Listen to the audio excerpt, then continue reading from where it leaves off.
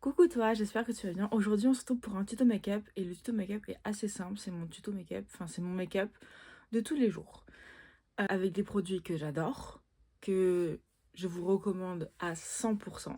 Je voulais d'ailleurs m'excuser pour le bordel qu'il y a juste derrière, c'est que ma penderie a rendu l'âme, donc j'ai tous les vêtements qui sont en dehors.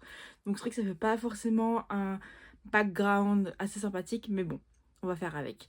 Donc aujourd'hui c'est tuto make-up, make-up de tous les jours et on va de suite commencer.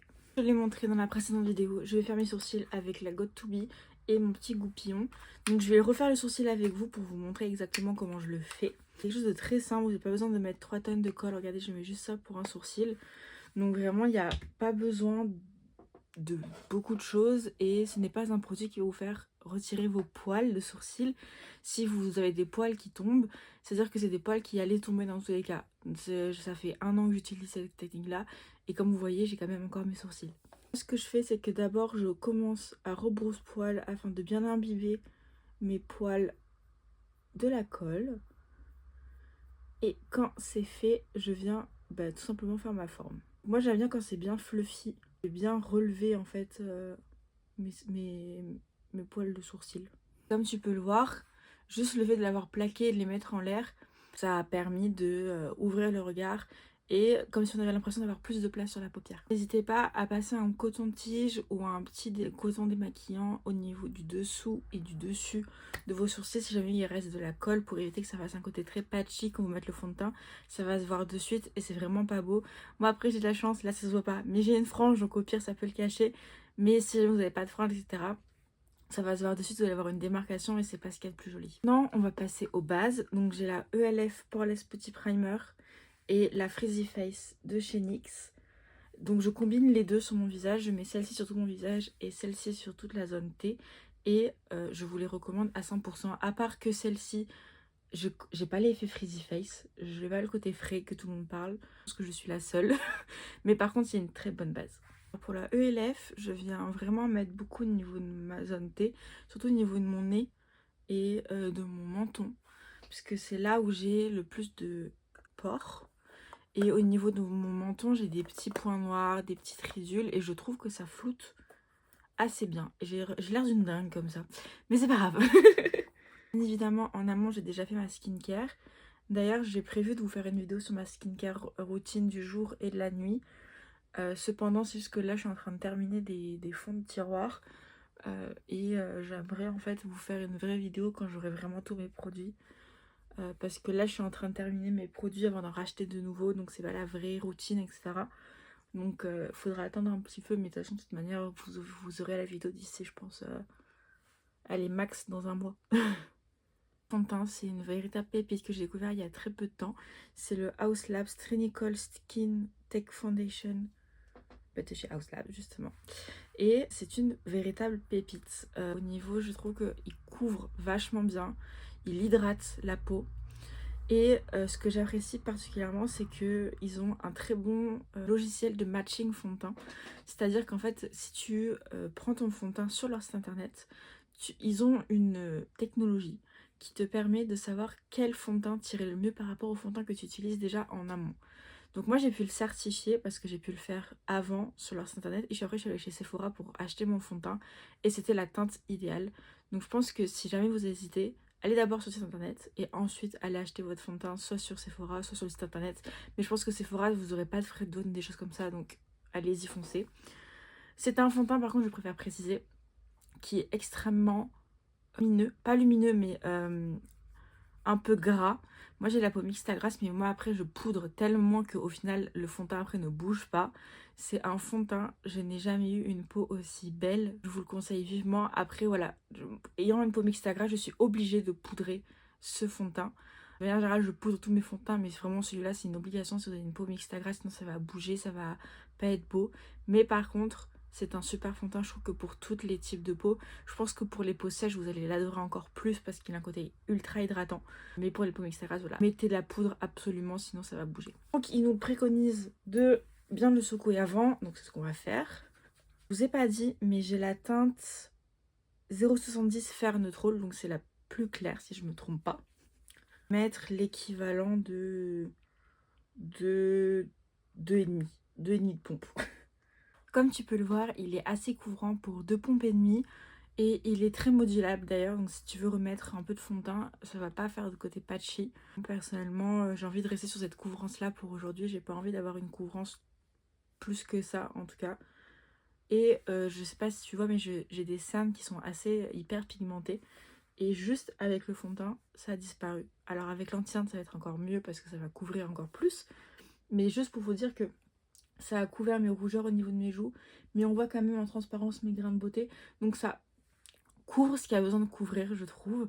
Et c'est un fond de teint qui peut être modulable. Donc franchement, je le trouve nickel, vraiment parfait. Pour moi, c'est la découverte de cette année. Évidemment, avec le fond de teint, il y a l'anti-cerne. L'anti-cerne aussi est une pépite. Il est méga couvrant. La teinte 01 Fair Neutral, donc c'est vraiment l'équivalent du fond de teint. Mais en soit la même coloration ou légèrement plus clair. Il faudrait que je le revoie sur ma paupière, enfin sur mon visage. Mais les deux combinés sont juste incroyables. Il est très couvrant. Un peu il a la même formule, je trouve, que le fond de teint. Et je les trouve juste... Enfin, les deux combinés ensemble sont juste incroyables. Le bout de l'anti-cerne est comme ça et je trouve qu'il a beaucoup de produits dessus. Pas que ça m'en déplaise pas du tout. Et ça vous permet de vous faire tout votre visage avec sans besoin de replonger l'embout dans le anti-cerne tout simplement. Moi, ce que je fais, c'est que j'en mets un peu ici. J'en mets bien sur le coin interne. Je fais une ligne là. Je fais la même chose donc des deux côtés. Et même des fois, je descends un peu sur l'arrêt du nez. Ensuite, entre les deux sourcils, le bout de mon nez et le menton. Comme vous pouvez voir, je viens de faire mon visage en entier sans besoin de replonger l'embout dans l'anti-cerne. Donc je trouve que c'est très économique comme façon de faire. Si je peux donner encore deux petits trucs, deux petites préférences sur cet anti-cerne là, c'est déjà il s'estompe super bien sur le visage. Je pense que le combo fond de teint et anti-cerne, les deux combinés sont juste incroyables. J'avoue que j'ai pas essayé le fond de teint avec un autre anti-cerne parce que je trouve que les deux ensemble sont juste trop bien.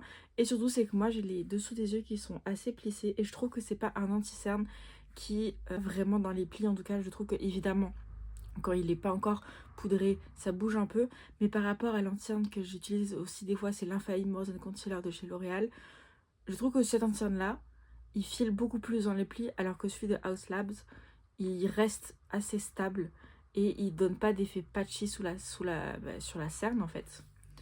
Donc vraiment, je trouve que les teints Haus Labs sont juste incroyables. On va rester dans l'univers de la crème pour l'instant et j'ai deux petits chouchous de chez Shiglam que je vais vous présenter juste maintenant. Donc nous avons le Sun Sculpt Liquid Contour en teinte Golden Sun qui est comme ceci. Et en blush, nous avons dans le Liquid Color Bloom Day Glow Liquid Blush dans la teinte Love Cake. C'est vraiment mon favori en blush crème. Je le trouve juste incroyable. C'est une couleur un peu rose entre le chaud et le froid. Et je trouve que sur les carnations claires, il est juste oufissime. C'est des produits de Shiglam qui sont juste incroyables. Pas excessivement chers, qui s'estompent, mais vraiment tellement bien. Un peu abusé sur les joues, mais bon, c'est pas grave. Pareil, cette éponge là vient de chez Shiglam et elle est juste, enfin les éponges Shiglam, et je vais vous présenter une houppette que j'ai acheté chez eux, sont vraiment incroyables. Les pinceaux aussi de chez eux sont vraiment bien, je trouve. Ils sont même mieux que ce que j'avais acheté chez Amazon quand j'ai commencé à me maquiller. Donc comme tu peux le voir, ça s'estompe mais d'une facilité assez déroutante. Je mets le restant de ce qui me reste de liquide bronzer sur le bout de mon nez. Moi je fais pas de contour du nez mais j'aime bien en mettre vraiment sur le bout du nez pour accentuer l'effet un peu retroussé de mon nez. Ensuite vient au blush, donc j'en mets vraiment beaucoup au niveau des joues et je monte sur la tempe. J'en mets sur le bout du nez, sur le menton. Beaucoup été critiqué, ou en tout cas m'a beaucoup posé de questions sur pourquoi j'en mettais autant sur le bout du nez et le menton. C'est juste que j'aime ça, il n'y a pas forcément, c'est juste purement mon esthétique à moi. C'est pas une obligation de le faire de mettre du blush sur le bout de son nez et sur son menton, c'est juste moi j'aime ça, je fais ça depuis des années et j'avoue que quand j'en mets pas je suis un peu triste.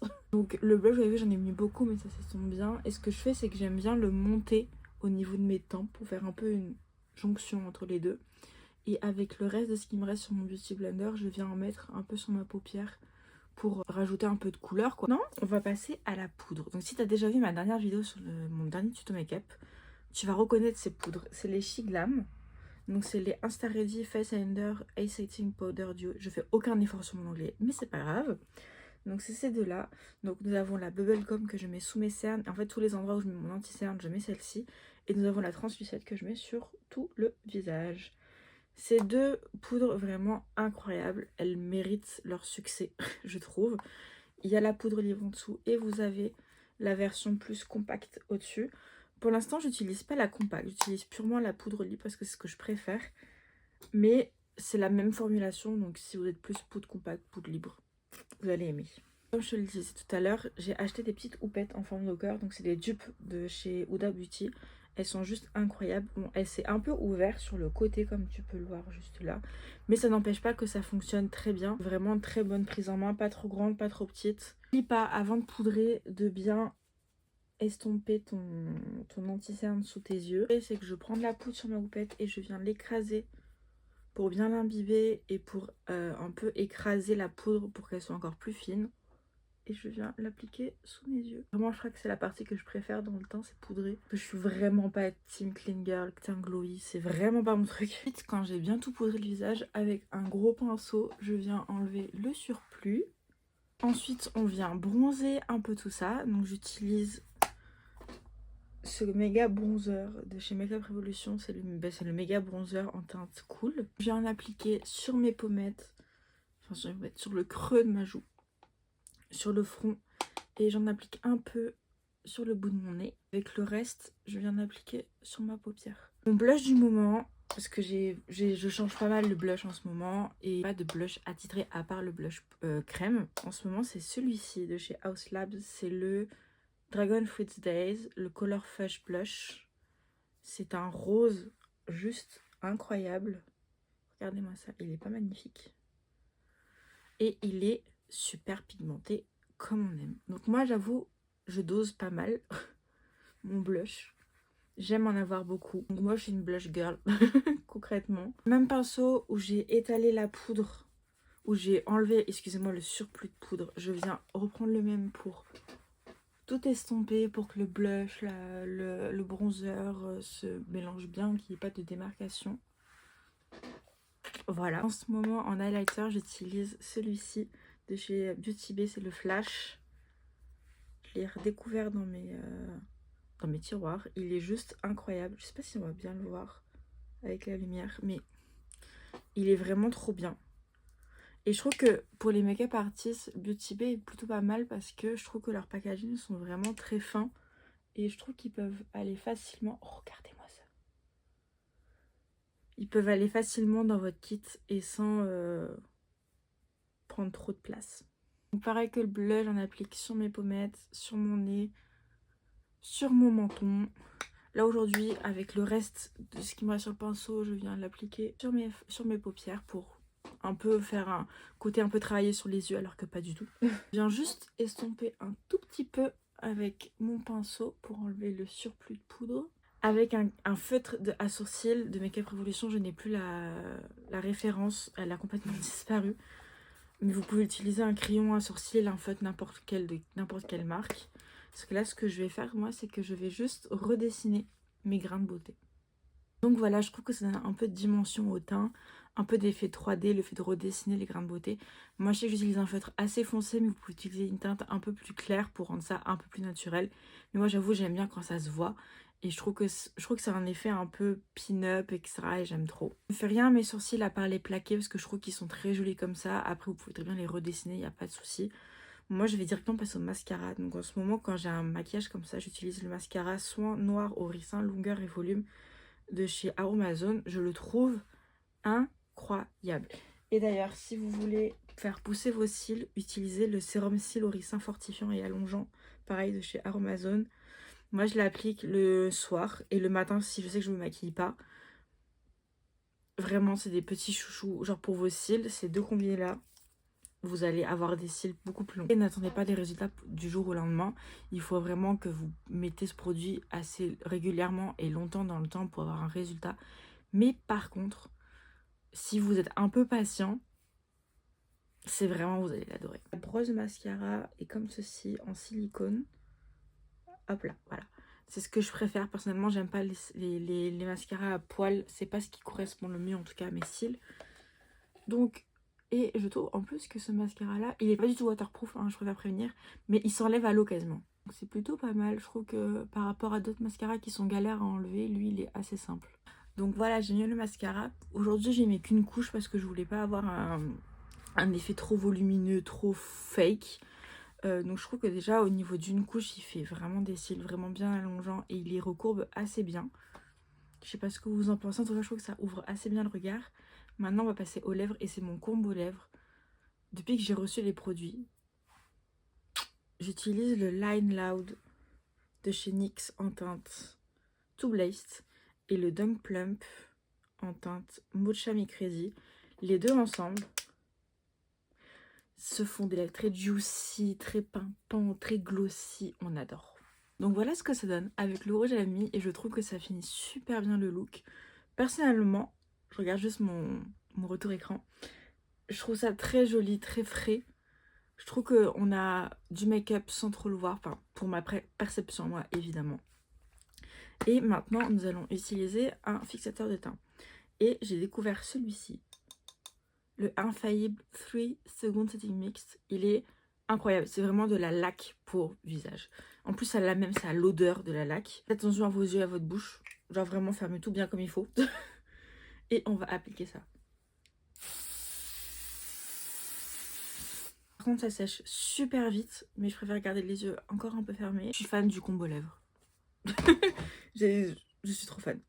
Voilà le look final. J'espère en tout cas que ce tuto make-up routine de tous les jours t'a plu. Moi personnellement ce make-up là je fais la même chose des fois sans le fond de teint quand il fait trop chaud. Donc c'est vraiment un make-up qui peut être adaptable pour toutes les situations. Et puis il suffit des fois de mettre juste un liner et de suite ça fait un make-up un peu plus de soirée. Ou mettre un rouge à lèvres rouge de suite, ça donne une autre teinte, un autre mood. Mais je trouve que c'est un maquillage qui peut être vraiment adapté à toutes les situations. Voilà, je te fais de gros bisous et on se retrouve la semaine prochaine pour une autre vidéo.